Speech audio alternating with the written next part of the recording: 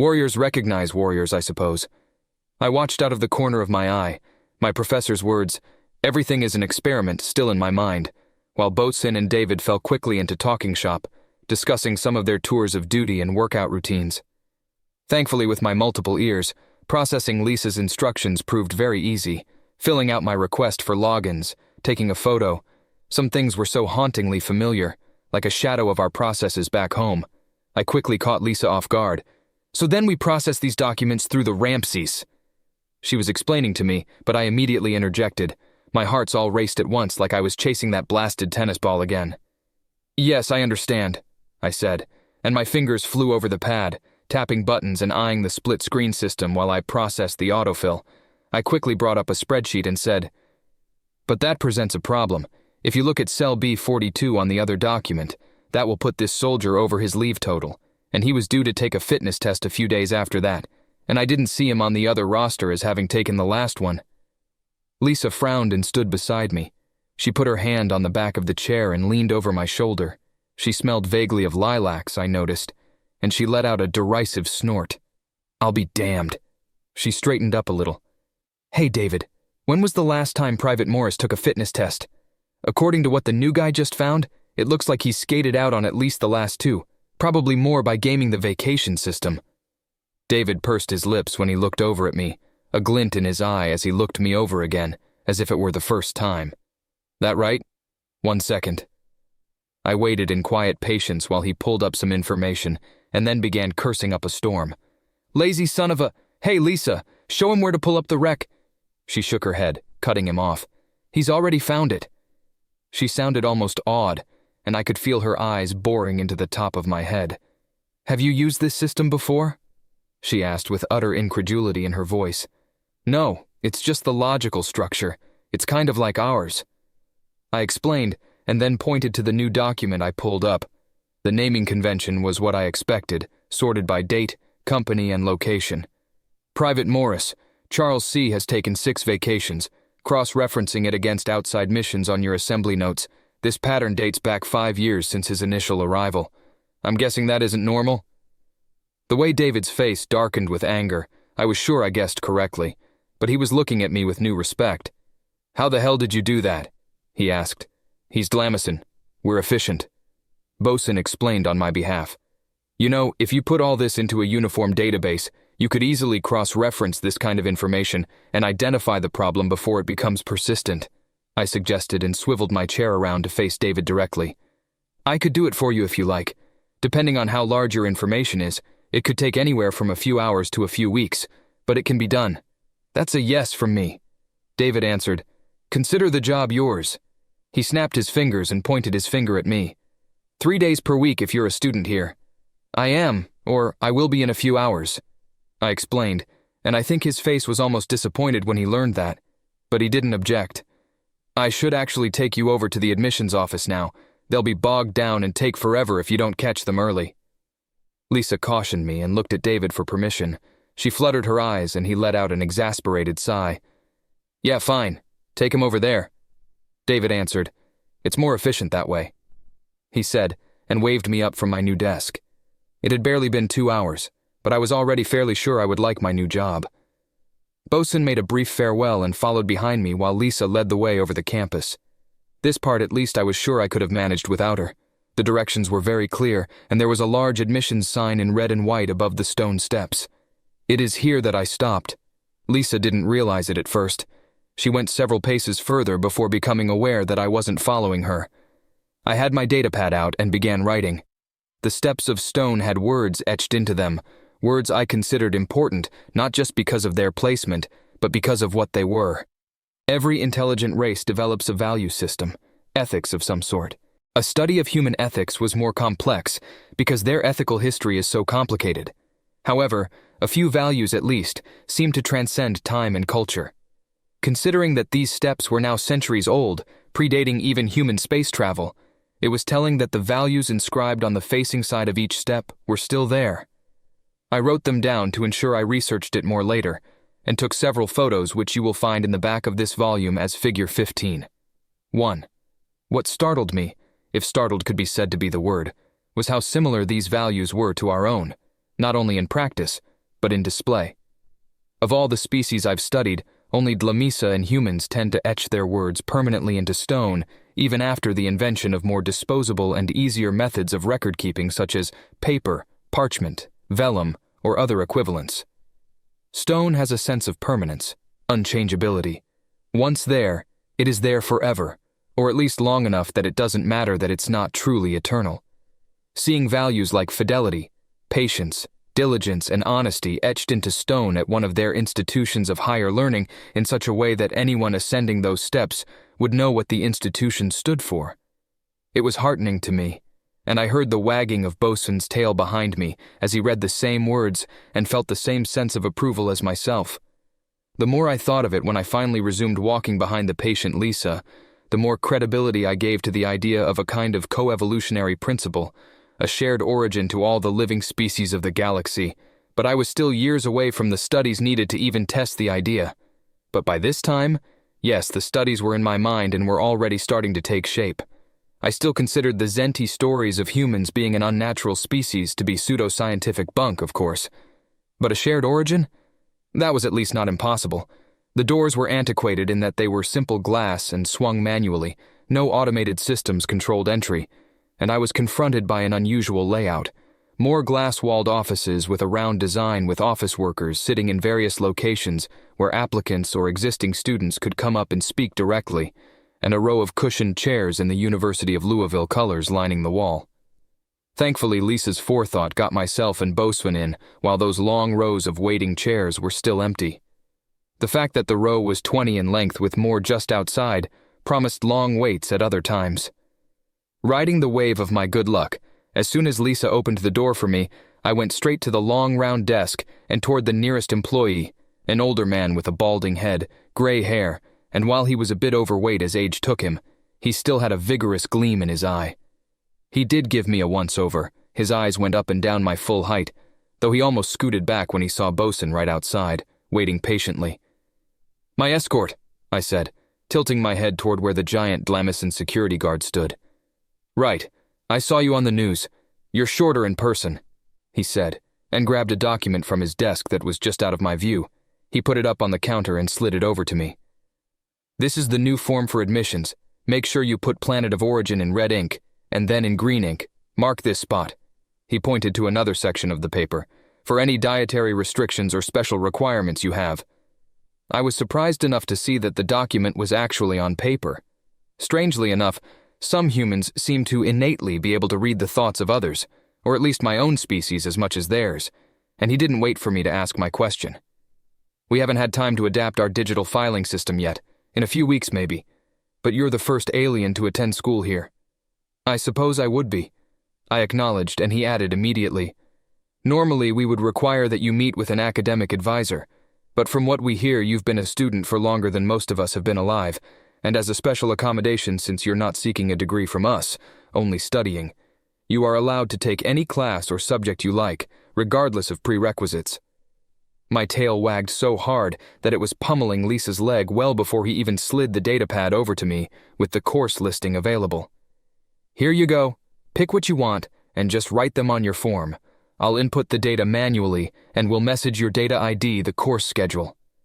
I was browsing the course list, flitting my finger over the information, and found that some of the classes held a distinct appeal.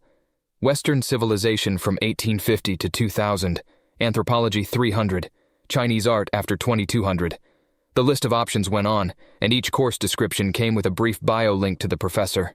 As I was browsing, Lisa put a hand on my shoulder. I looked over at her and she said, "Can I make a suggestion?" She asked. I will admit, even many years later, she had an utterly charming speaking voice. "Sure," I said, and when she got my permission to suggest something, she slid the datapad over to herself and scrolled through the list of classes. The words moved too fast for me to see, but she seemed to know what she was looking for and tapped her finger on the screen to stop it. She inched it down a little and then said, "This one." "Creative writing?" I asked. "Why that?" "The class is small because it isn't a requirement, plus writers are fun.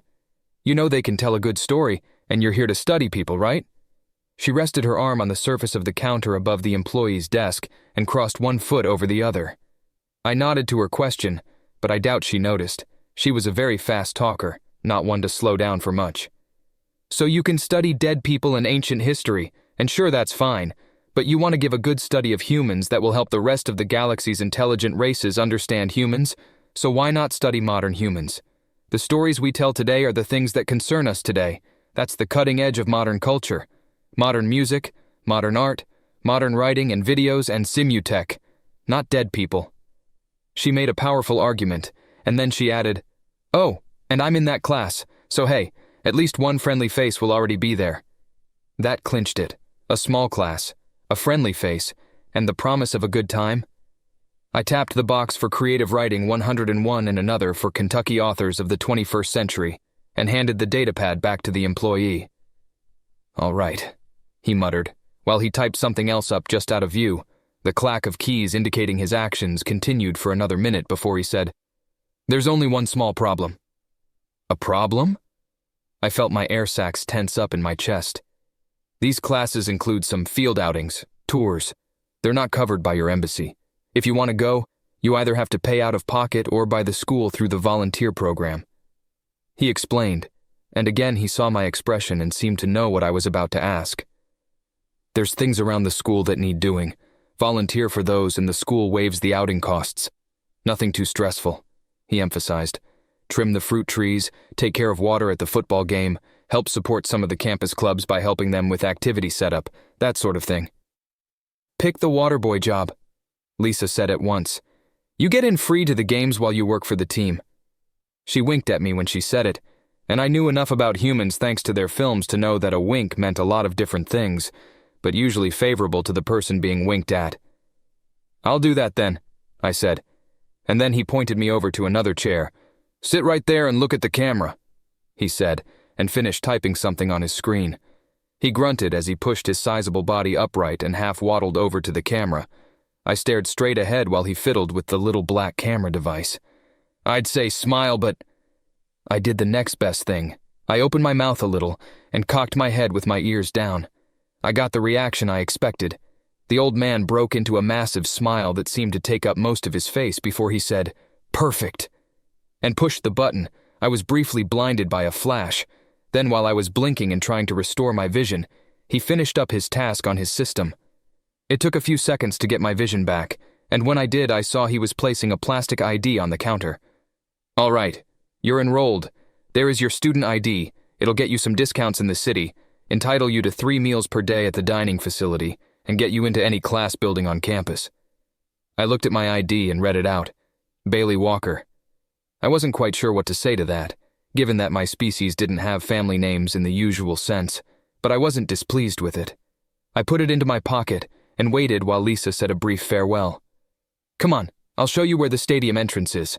I'm going to practice now anyway," Lisa said and added, "Welcome to the team." I barely heard her though. For some reason, one thought immediately came back to my mind. I don't want to leave. To get to the stadium, we didn't walk. Instead, Lisa took me over to a small stand where a number of small scooters sat in a rack. These lacked hover tech, which wasn't overly surprising. Nobody miniaturized it enough to go on anything smaller than the military-grade transport or combat bikes like the first human I met drove. These small scooters were 3-wheeled, with 1 at the front and 2 at the back. The wheels went a little higher up than a handspan and were made of thick, treaded rubber. They had handles for holding onto, and a single, very small red cushioned seat. In the center of the handles sat a small computer screen, and Lisa held her university ID over the front for several seconds before the screen started to glow. "What's this?" I asked.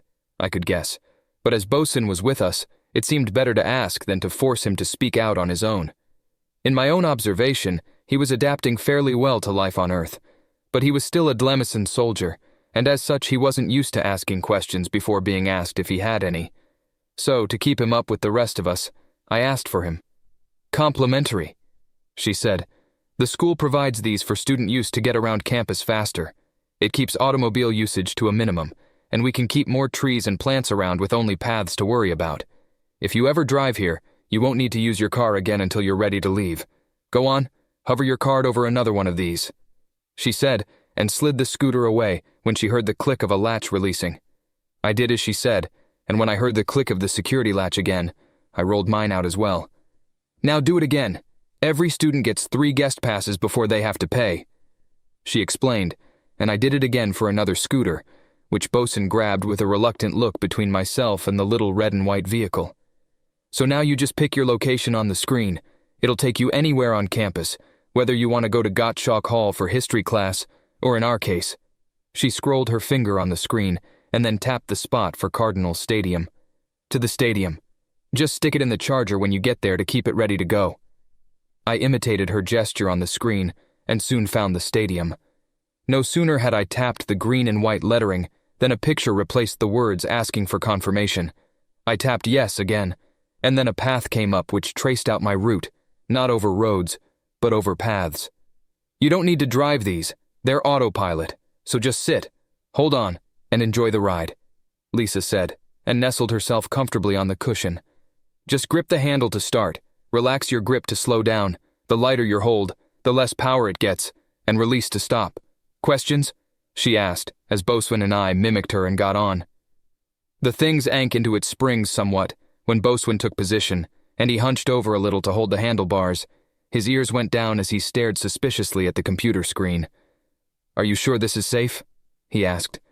Pretty sure, Lisa said, and had I not spent as much time around Fauve as I had, I'm sure I would have missed her sarcasm.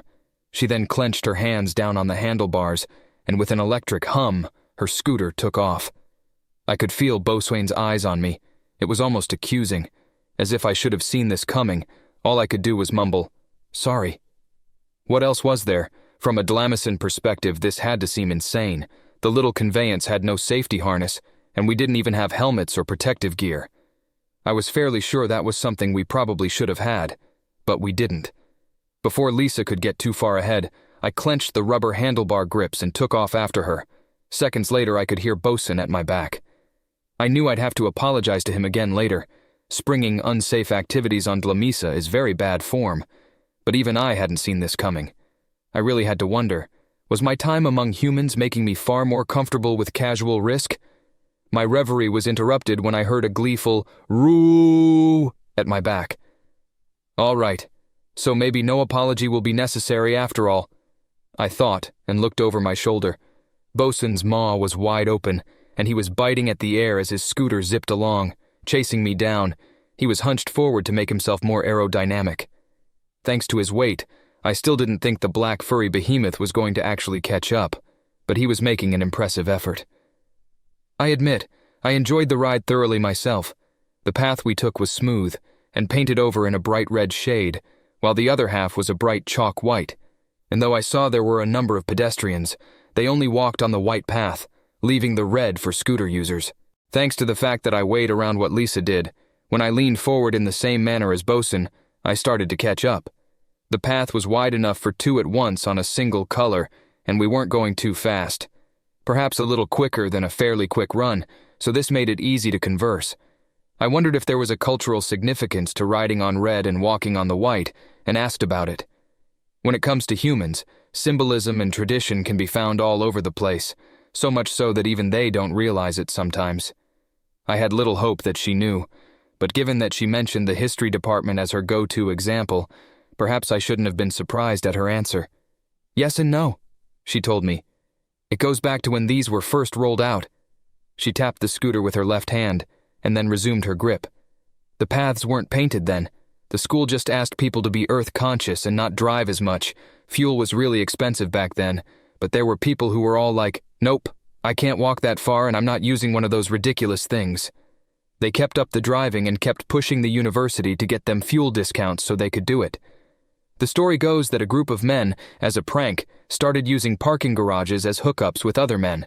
After a few weeks, anyone seen walking out of parking garages was assumed to have been there for that. So to avoid the label, they started taking scooters or walking, and the university started driving on the wrong side of the path, slapped down a quick paint job, called it school pride, and now here we are. I thought that one over. Is that actually true? I had to ask because it just seemed so absurd.